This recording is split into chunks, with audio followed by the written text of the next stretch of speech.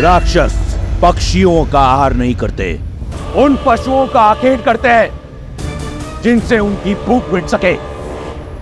परंतु तुमने मुझे विवश कर दिया है कि मैं तुम्हारा एक एक पंख नोच कर फेंक दूं।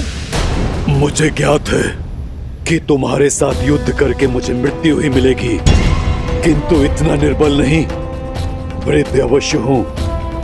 मित्र नेमी का ऋण है मुझ पर। रक्त की अंतिम बूंद शेष रहने तक चुकाऊंगा मैं। श्री राम के आने तक मैं तुम्हें हिलने नहीं दूंगा। राम राम राम, क्या कर लेगा तुम्हारा राम? वो बालक, वो तुच्छ मानव जब लंकेश के समक्ष आएगा तो देख लेंगे। परंतु लंकेश का मार्ग रोकने के लिए मैं तुम्हें मृत्यु दंड दूंगा। एक आखिरी चेतावनी दे रहा हूं, मार्ग छोड़ दो। पक्षीराज, इस दुष्ट से लड़कर अपने प्राण संकट में मत डालिए। अब केवल श्री राम को जाकर मेरे अपहरण की सूचना दे दीजिए। नहीं पुत्री, जब तक मैं ये सूचना लेकर श्री राम तक पहुंचूंगा तब तक ये रावण तुम्हें लेकर न जाने कहां तक पहुंच जाएगा। बस बहुत हुआ ये स्वांग।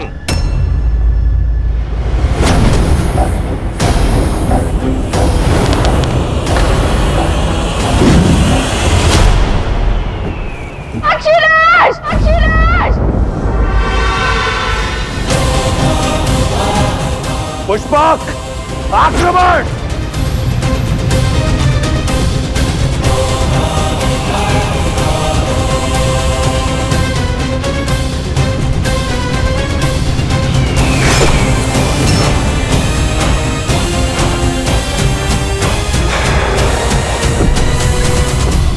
शत्रु का रक्त बहाते बहाते अपने लहू का रंग भूल गया था मैं, परंतु अब रक्त का खेल होगा। इस धरा को रंग दूंगा मैं जटायु के रक्त के साथ।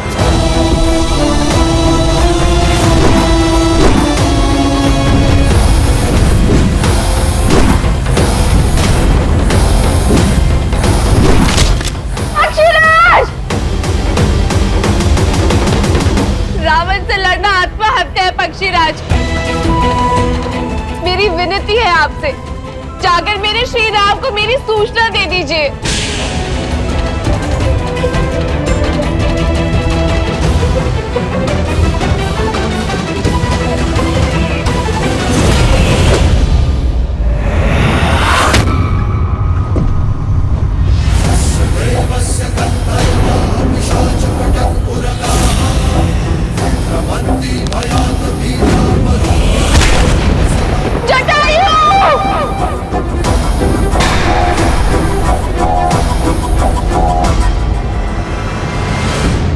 सीते! भाभी माँ! सीते! भाभी माँ कहाँ है आप? सीते उत्तर दो! सीते! सीते!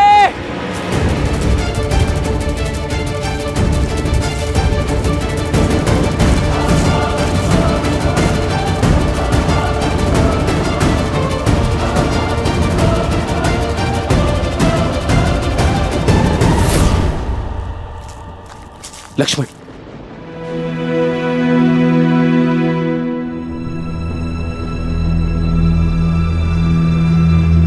सीते! भाभी माँ! सीते! सीते! भाभी माँ कहाँ है आप? सीते! भाभी माँ!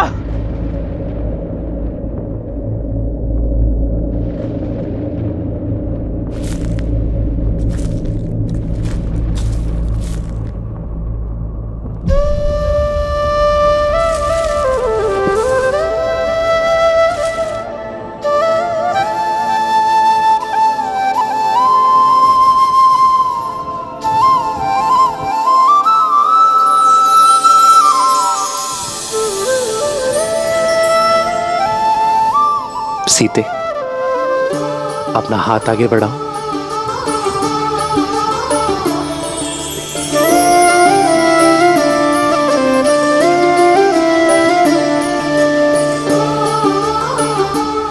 जानता हूं तुच्छ है सीते, किंतु इसे मैंने अपने हाथों से बनाया है अपनी सीता के लिए। इन्हें तुझ कहकर अपमानित मत करिए आर्य। ये फूलों के कंगन मेरे लिए स्वर्ण आभूषणों से भी अधिक मूल्यवान है, क्योंकि इन फूलों में आपके प्रेम की सुगंध बसी है। ये तो सीता के पुष्प कंगन है लक्ष्मण।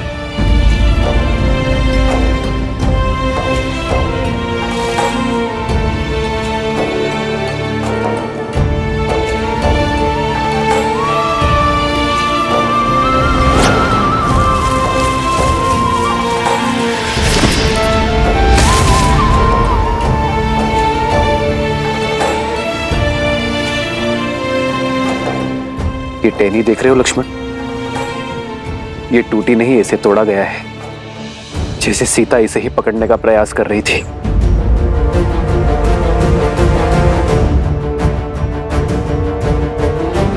सीता का अपहरण हुआ है लक्ष्मण।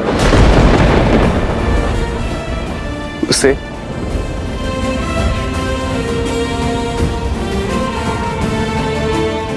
उसकी इच्छा के विरुद्ध ले जाया गया है। मेरे मन के हर छोटे से छोटे भाव को जान लेती है सीता,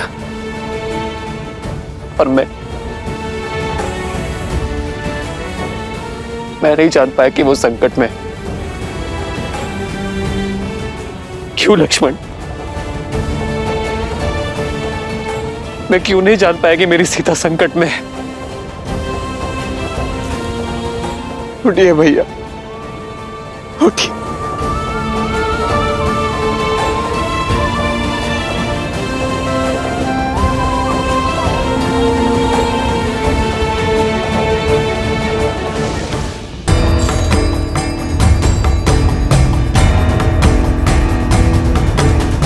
जिसने भी अभिमान में चूर होकर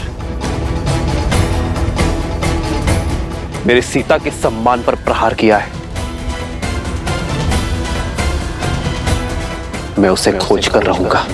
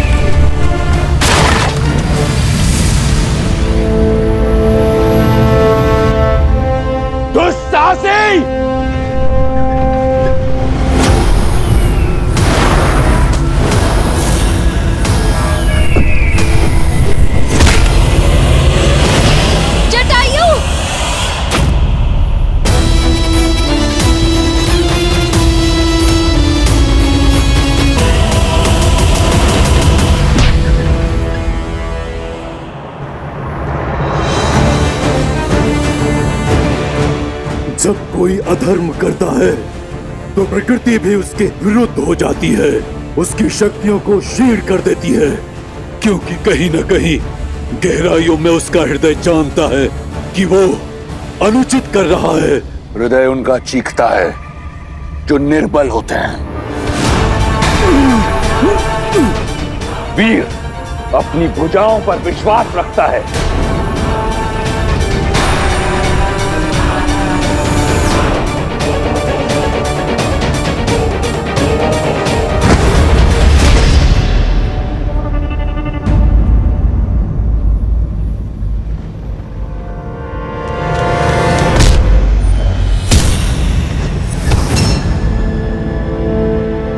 चलो पुत्री, मैं तुम्हें श्री राम के पास छोड़ाऊं।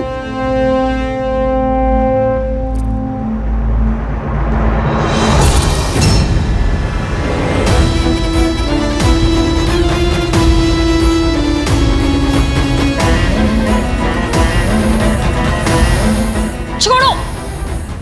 सीता नहीं, सीता का मृत शरीर जाएगा। राम के पास।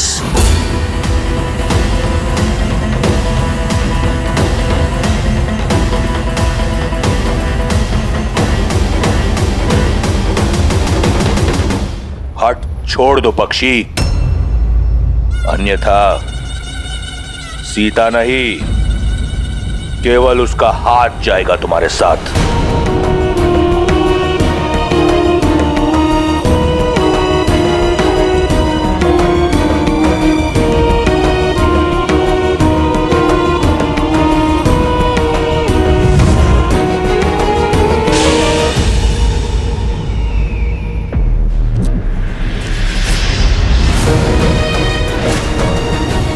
चिंता मत करो सीता, मैं तुम्हें कुछ होने नहीं देता। साम दाम दंड भेद जीत के लिए सबका प्रयोग करता है रावण।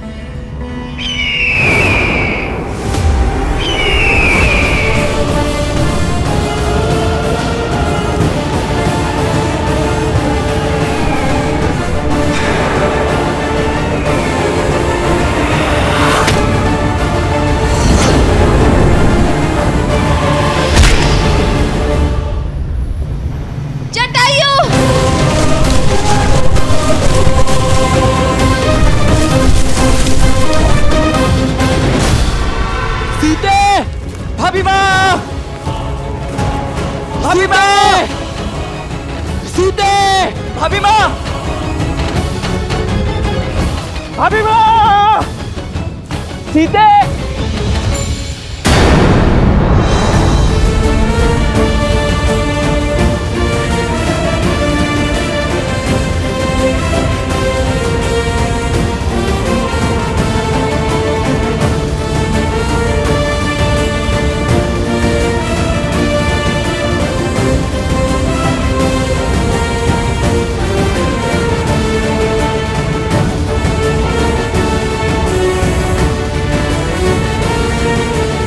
जिसने भी उसका हरण किया है वो अधिक दूर नहीं गया होगा। सीते, भाभी माँ, सीते, भाभी माँ,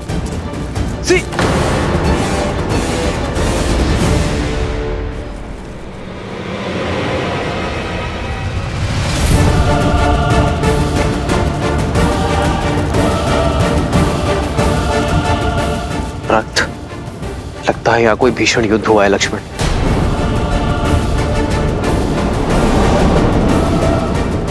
भैया वो देखिए, ये पंख उस दिशा से आ रहे हैं।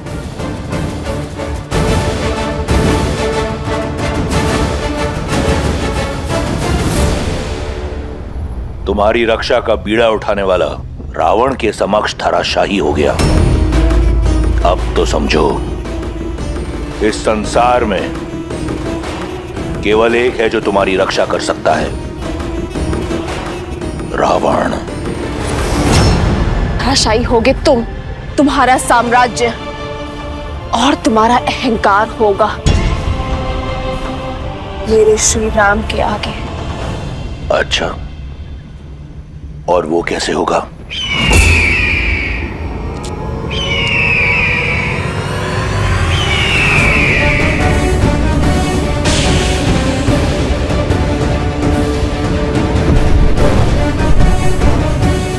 असंभव। जटायु,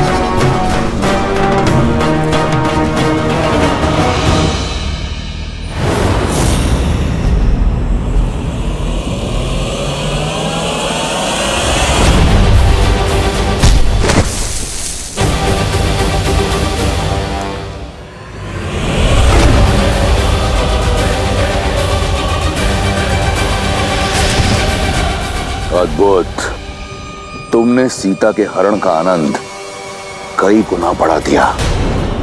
अगर बिना किसी कठिनाई के सीता को ले जाता तो आनंद अधूरा रह जाता।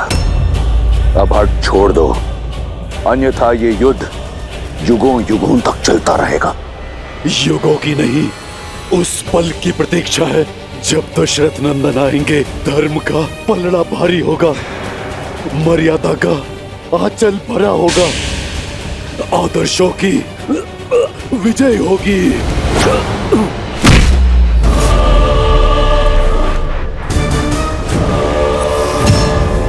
इस युद्ध से थक गया हूं मैं, चलो इसे समाप्त करते हैं। सीता को छोड़कर मैं जाऊंगा नहीं, और तुम मुझे उसे ले जाने दोगे नहीं, तो थोड़ा सरल कर देता हूं। इस युद्ध का अंत मैं ही प्रशस्त कर देता हूं। तुम्हें अपनी मृत्यु का भेद बता देता हूं। मैं लंकापति रावण सौगंध खाकर कहता हूं, मेरे प्राण मेरी पैरों की उंगलियों में बसते हैं। इन पर किया प्रहार मैं झेल नहीं पाऊंगा।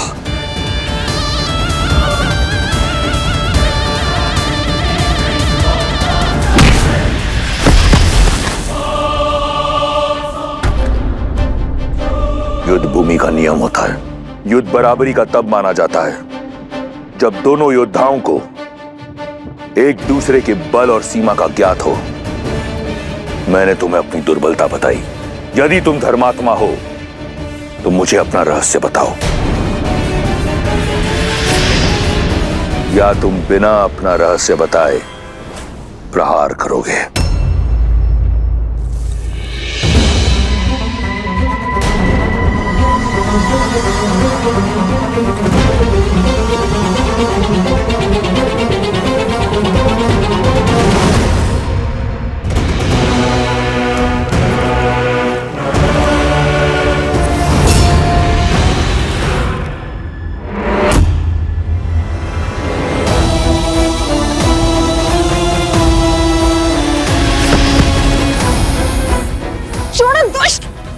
ना सुंदरी, 10 लोगों के स्वामी से बचकर किस लोग जाओगी?